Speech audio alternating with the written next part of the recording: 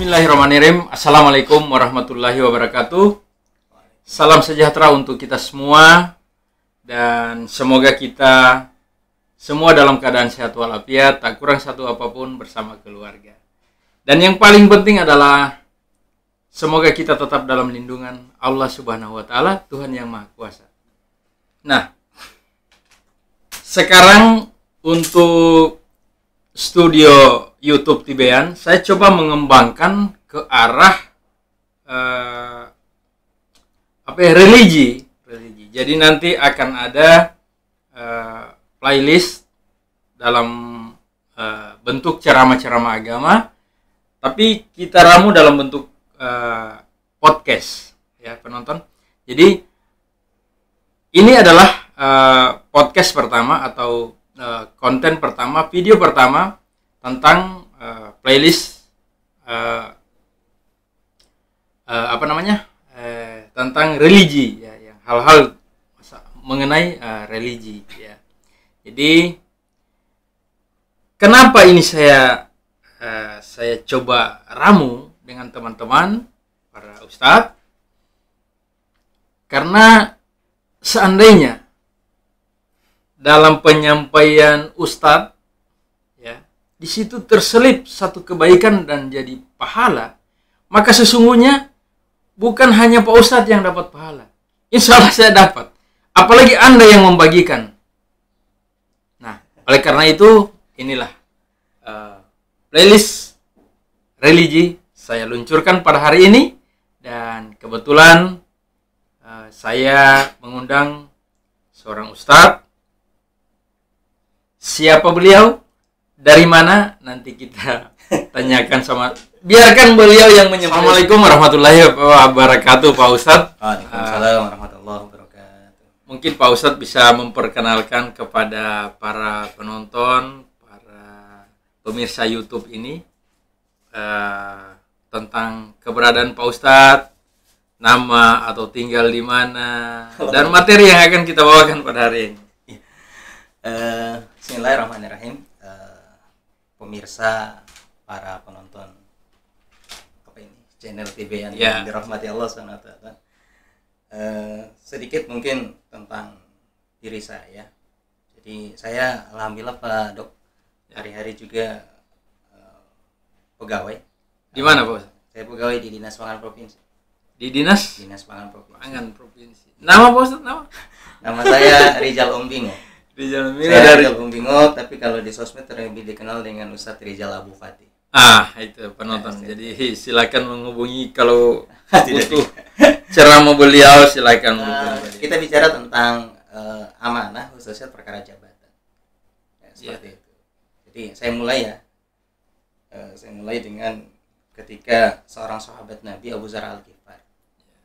Itu dia berkunjung kepada Rasulullah SAW, kemudian dengan, mungkin kalau bahasa saya iseng-iseng. Dia bertanya kepada Rasulullah SAW seperti ini. Ya Rasulullah, ala tastamilni? Ya Rasulullah, sudahkah engkau memberi aku jabatan? Ya. Mungkin kalau di hadis itu ala tastamilni itu sudahkah engkau menjadikan aku seorang amil? Amil itu dalam Islam kan bisa bermakna dua. Amil itu level kepemimpinan di level kabupaten. Atau amil yang berarti pengelola harta. Gitu loh. Jadi kurang lebih maknanya Abu Dzar itu bertanya, ya Rasulullah, sudahkah engkau memberi aku jabatan? Seperti itu. Bolehkah saya jadi pejabat? Mungkin seperti itu ya. Seperti itu. Maka Rasulullah SAW mendekati Abu Dzar Al-Ghifari sambil menepuk bahunya. Ini kan sahabat kan. Oleh Rasulullah SAW kemudian justru dinasihati. Langsung dibilang begini, ini agak ngeri. Ya Abu Dzar, innaka dhaifun. Wahai Abu Dzar, ente itu lemah. Masya Allah. Padahal dia sudah merasa kuat bisa jadi pejabat ya. Tidak. Kemudian Rasulullah melanjutkan nasihatnya, wa innaha al-amanah wa innaha hizyun wa nadama yaumal qiyamah illa man ahada bihaqqiha wa ada 'alaiha fiha. Ini nasihatnya. Abu Dzar, yang ente minta itu amanah. Iya, dia adalah amanah. Dan amanah itu nanti di yaumil qiyamah dia akan menjadi kesedihan dan penyesalan. Illa man ahada bihaqqiha, kecuali bagi orang-orang yang mengambilnya dengan jalan yang benar, wa ada 'alaihi fiha, dan mampu menunaikan apa yang diamanahkan kepadanya. Ini kalau kita lihat sebenarnya Abu Dzar itu bukan rakus amanah, bukan rakus jabatan. Dia kalau saya memaknainya Abu Dzar itu tes saja sama Rasulullah. Yeah. Karena kalau kita mau baca biografinya Abu Dzar Al-Ghifar, itu kita akan mendapati satu, mungkin jarang lah, ini adalah seorang sahabat yang tidak pernah diberi amanah apapun oleh Rasulullah. Kalau yang lain kan pernah diangkat jadi amirul jihad, pernah diangkat jadi wali, gubernur, pernah dikasih pengelola harta. Abu Dzar tidak pernah sama sekali, Pak. Tidak pernah sama sekali berikan amanah apapun, jabatan. Yeah. Ya mungkin juga begini. Ya namanya juga Rasulullah. Dia bisa perkirakan ini kalau dikasih amanah malah akan celaka mungkin dia ya. Bisa seperti itu. Nah menarik, sosok Abu Dzar Al-Ghifar oleh Rasulullah SAW disebut innaka dhaifun. Engkau itu lemah Abu Dzar. Gitu. Coba kita lihat Abu Dzar itu lemah apa ya? Ya, kita lihat coba. Apa Abu Dzar orangnya, kalau dalam Islam disebut dengan sufaha. Sufaha itu orang lemah akal. Iya. Saya rasa enggak. Abu Dzar itu orangnya cerdas. Iya kan? Seperti itu. Kemudian katanya lagi, apa Abu Dzar itu orangnya lemah fisik, sampai kemudian kayaknya tidak cocok dikasih jabatan ini. Abu Dzar itu orangnya kuat, bahkan hampir semua perang yang diikuti oleh Nabi Abu Dzar ikut ya, seperti itu. Bahkan pernah Abu Dzar itu tertinggal rombongan perang oleh sebagian pasukan yang bilang Abu Dzar tidak menyusul, tidak baik kepada dia, tidak akan datang. Ternyata Abu Dzar datang sendirian. Yang kata Rasulullah SAW, Abu Dzar itu akan datang sendirian, dia masuk Islam sendirian. Dia hari ini datang sendirian dan nanti dia akan pulang sendirian. Terakhir, tadi tidak lemah akal, tidak lemah fisik. Kemudian terakhir, kira-kira Abu Dzar lemah iman atau tidak? Sahabat Rasul. Iya kan? Sahabat Rasul. Bahkan kalau kita belajar sirahnya Abu Dzar Al-Ghifar ketika masuk Islam kan jauh-jauh dari Ghifar. Ketika dia mendengar ada seorang nabi di Mekah, jauh-jauh dari Ghifar. Dia datang mencari Rasulullah, menyatakan keislamannya. Kata Rasulullah SAW, Abu Dzar, ini kan masuk awal-awal. Iya kan? Coba keislamanmu dirahasiakan dulu. Apa yang dia bilang? Dari sejak Mekah mau pulang ke Ghifar, dia sudah bilang, ana pengikut Muhammad, aku sudah berislam. Yang akhirnya apa? Dikebukin sama penduduk kafir Quraisy. Alhamdulillah ditolong oleh Abu Bakar As-Siddiq. 3, coba. Abu Dzar tidak lemah akal, Abu Dzar tidak lemah fisik, Abu Dzar juga tidak lemah iman. Tapi kenapa Rasulullah meragukan? Jawabannya tadi, yang Bapak bilang tadi. Bisa saja jabatan itu amanah tadi justru bisa membuat dia mungkin. Jadi Rasulullah agak kemudian kayak khawatir. Rasulullah itu kan orang yang cerdas lah. Dia tahu mana orang yang layak, mana orang yang cocok, dan bisa saja Rasulullah mungkin ada kekhawatiran sebagaimana yang Bapak bilang tadi. Gitu. Nanti kalau dikasih jabatan jadi bagaimana tuh? Jadi begini Pak Ustaz. Nah sekarang yang jadi persoalan ini, ketika mohon maaf ya penonton, yang terjadi sekarang bahwa ketika pemerintah dalam hal ini mungkin gubernur ataupun bupati ingin mengangkat seorang pejabat sebagai pembantu dia dalam organisasi perangkat daerah, itu biasanya ada yang dikatakan lelang jabatan. Berarti contoh kalau saya misalnya dengan kepangkatan yang sudah memenuhi syarat, jadi menurut saya bisa, ya kan? Nah, sementara itu kita harus lelang jabatan. Sementara ya kalau saya minta sama Rasulullah, pasti Rasulullah bilang, oh ini ente tidak bisa atau ini, karena ini amanah berat. Nah, seandainya pun katakanlah Bapak butuh saya jadi seorang pejabat, di sisi lain saya merasa tidak mampu. Kira-kira bagaimana itu, Bos? Jadi di sisi lain ada lelang jabatan, saya mengakui saya bisa. Di sisi lain, saya tidak mampu. Seperti itu Bapak. Bagaimana? Jadi memang kalau kita bawa ke era sekarang itu memang agak beda ya. Jabatan kayak menjadi perkara yang dicari-cari sama orang. Kan seperti itu kan. Karena dicari-cari oleh orang akhirnya dibuatlah lelang dan macam-macam. Iya. Kalau kita belajar contoh ya, kita belajar sama Umar. Umar itu pernah, mungkin renungan buat kita sekalian. Ketika dia ingin mengangkat seorang gubernur, dia sampai bingung, Pak. Sudah ditawarkan sama sahabat-sahabat itu tidak ada yang tertarik. Kalau sekarang gitu. Itu tidak ada yang tertarik. Sampai dia sempat bilang kayak begini, hai sahabat-sahabatku, kalian memberi aku amanah yang besar, menjadi pengganti Abu Bakar mengurusi urusan umat Muhammad. Ketika aku meminta tolong kepada kalian mengurusi amanah yang lebih kecil dariku, kalian tidak menerimanya. Gitu. Nah, kenapa para sahabat Nabi itu tidak tertarik? Karena tadi, amanah itu kan nanti di hari kiamat bisa jadi penyesalan. Bisa dipertanggungjawab, harus dipertanggungjawabkan. Seperti itu. Iya, betul. Akhirnya kan di cerita itu kan akhirnya Umar kan memutuskan, ya sudah deh, saya ambil otoritas saya, ente jual Abu Hurairah. Jadi ini orang yang biasa meriwayatkan hadis, dibilang Pak berhenti dulu meriwayatkan hadis, jadi gubernur dulu di Basra. Seperti itu. Yeah. Nah, begini catatannya, ada beberapa kisah yang boleh kita jadikan ibroh. Yeah. Kalau untuk perkara amanah dan jabatan ini. Contoh Abu Musa al-Asy'ari. Saya banyak cerita saja ya. Seperti itu. Karena kalau bicara dalil kayaknya udah sangat paham perkara ini. Abu Musa al-Asy'ari pernah datang kepada Rasulullah SAW beserta 2 orang kemenakannya yang memang sudah agak besar. Mungkin ini karena 2 orang kemenakan ini kan kesempatan nih aku dapat yang Nabi. Iya. Seperti itu. Akhirnya apa? Mungkin hilang adab. Langsung bilang sama Rasulullah, coba kasih kami jabatan gitu. Langsung Rasulullah berdiri. Berdiri dengan agak sedikit dada merah. Rasulullah katakan, "Wallah demi Allah, aku tidak akan memberikan ini kepada orang yang memintanya, dan kepada orang yang berambisi dengannya." Masya Allah. Rasulullah SAW. Karena Rasulullah SAW pernah mengatakan, "Innakum satuhrisuna 'anil imarah."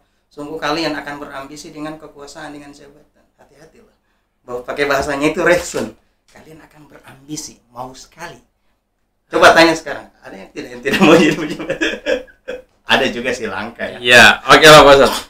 Katakanlah itu memang ketika sama-sama orang baik dalam posisi jabatan itu. Nah, tapi misalnya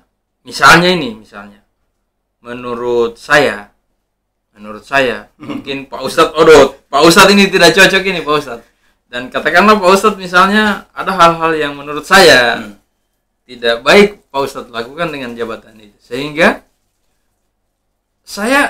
awalnya saya tidak mau, tapi ketika saya berpikir kalau menurut saya orang baik, mendiamkan yang Pak Ustadz lakukan sementara yang Pak Ustadz lakukan itu tidak baik, maka yang saya takutkan Pak Ustadz akan merasa baik-baik saja apa yang Pak Ustadz lakukan. Nah, itu kira-kira Pak Ustadz.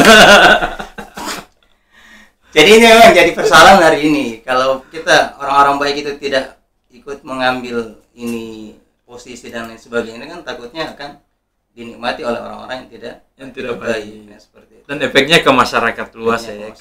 Cuma jadi persoalannya kan di tengah sistem kita sekarang kan terkadang nggak kepake Pak. Gitu. Contoh ya, ini sedikit buka-bukaan lagi. Dia itu kan karena ada analisis jabatan, ada yang masuk itu. Tapi terkadang yang muncul adalah apa? Faktor kedekatan, faktor loyalitas, faktor apa-apa itu kan terkadang jadi pertimbangan juga. Iya. Akhirnya terkadang orang yang mumpuni, cakep, dalam bahasa agamanya kafaah. Jadi kalau memilih jabatan itu kafaah, cerdas, amanah.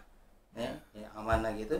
Ada orang-orang seperti ini, tapi terkadang tidak mau dibawa miring-miring, tidak mau bawa bengkok-bengkok, kan akhirnya tidak bisa menempati posisi seperti itu. Nah, saya hanya ingin memberikan bahwa gambaran orang beriman itu seperti itu. Contoh ya, Nabi pernah menasihati Abdurrahman bin Samurah. Ya Abdurrahman bin Samurah, la tas'alanil imarah. Jangan engkau minta jabatan. Karena sesungguhnya jabatan itu berat ya. Itu dia, jangan engkau minta jabatan. Kenapa? Kata Rasulullah SAW, kalau engkau memintanya dengan meminta, dengan meminta, nanti Allah akan tangan. Allah tidak akan membantumu untuk menunaikan amanah tersebut. Masya Allah. Nah, tapi kalau kemudian amanah itu datang kepadamu, ini menarik. Jadi kalau kemudian amanah itu datang kepadamu, amanah datang kepadamu, maka boleh engkau ambil. Dan Allah akan dan Allah akan menolongmu untuk menunaikan amanah tersebut. Nah, seperti mana yang besar itu ada 2. Amanah al-imarah, jabatan, dan amanah kekuasaan, kepemimpinan.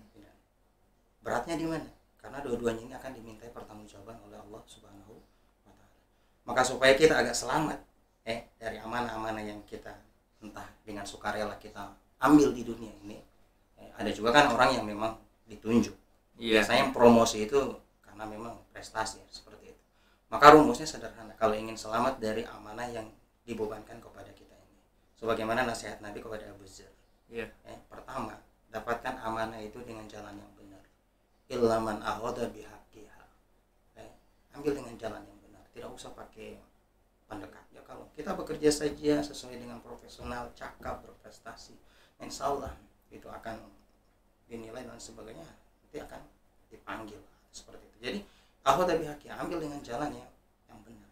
Kemudian setelah kita menduduki amanah tersebut, wa'ada 'alaiha biha, tunaikan dengan sebenar-benarnya, tunaikan dengan sesuai dengan apa yang diamanahkan. Seperti itu. Dua ini seperti itu. Nah, insya Allah orang-orang yang mampu memikul amanah dengan baik dan benar, subhanallah, bonusnya besar di akhirat. Contoh, pemimpin yang akan mendapatkan syafaat yaumil qiyamah itu apa? Imamun adil, pemimpin yang adil. Artinya apa? Pemimpin yang mampu menunaikan amanah yang diamanahkan kepadanya.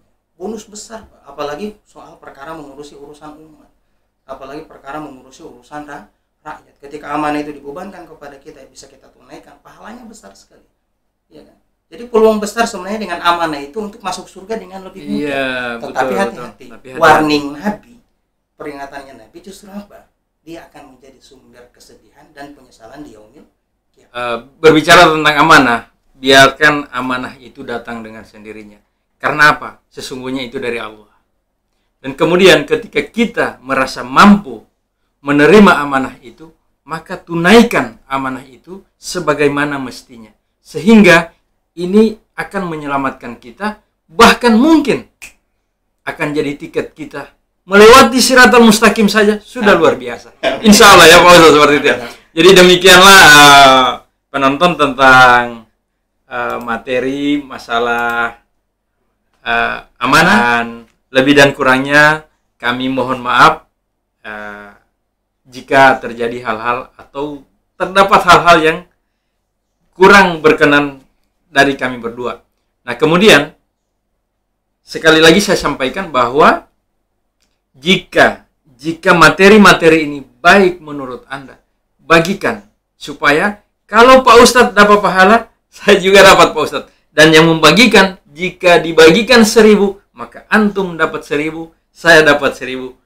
Amin. Pak Ustadz juga dapat 1000. Mandala lahirin walahu ajru amsalihah. Barang siapa yang menyebarkan satu kebaikan atau memberikan petunjuk tentang satu kebaikan, maka dia akan menerima pahala kebajikan itu seperti orang yang melakukan kebajikan itu. Oke, terima kasih. Billahi taufiq wal hidayah. Wassalamualaikum warahmatullahi wabarakatuh.